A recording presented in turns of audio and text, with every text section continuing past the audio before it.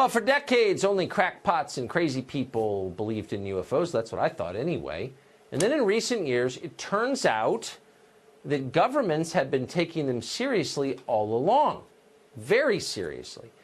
Nick Pope is a journalist who has spent years researching UFOs for the British government. He says that UFOs aren't just real. They also frequently come close to crashing into commercial airliners, among other things. Nick Pope joins us tonight. Nick, thank you very much for coming on. So it's really not a question of, do governments believe UFOs are real? Yes, they do. The United States government does. The British government does. The question is, do they have any idea what they are, where they're from?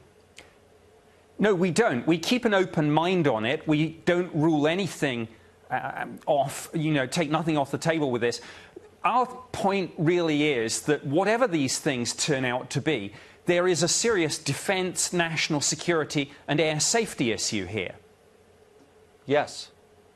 Well, so that's kind of the nub of it, and that's where my interest comes from. So why aren't governments encouraging the population to, as they say about terrorism, if you see something, say something, report sightings to the government so we can make sense of this potential threat?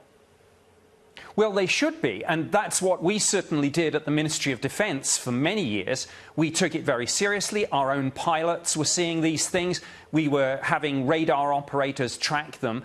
And we knew, again, through intelligence and through open source material, we knew that the Russians and the Chinese and others were working on this too. The problem was that just the pop culture baggage from the term UFO, flying saucer, little green men, people don't take it seriously. But they should. So we've ruled out, I think, that these are aircraft, experimental aircraft, or technically advanced aircraft from other countries. Is that true? Well, no, we keep an open mind, as I say, and some of these things probably are Russian or Chinese, whoever it is, but that's the point. We must find out if there's something in our airspace we need to know. For years, governments said they didn't do this. They did. I did it for the British government. I can only talk about this now because my old employers are gradually declassifying and releasing information about my old job. We now know, of course, the Pentagon had a program too. I think it will take congressional hearings to get to the bottom of all this, not just in the United States, but all around the world. And I'd like to see those congressional hearings. Commercial pilots have very often reported sighting objects in the air that seem to defy the laws of physics. To what extent are these objects a threat to commercial aviation, potentially?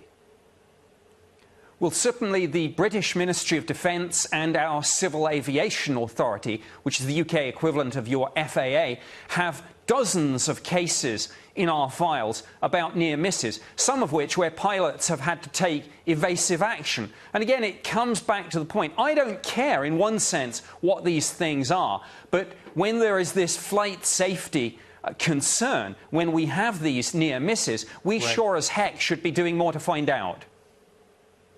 That's for sure.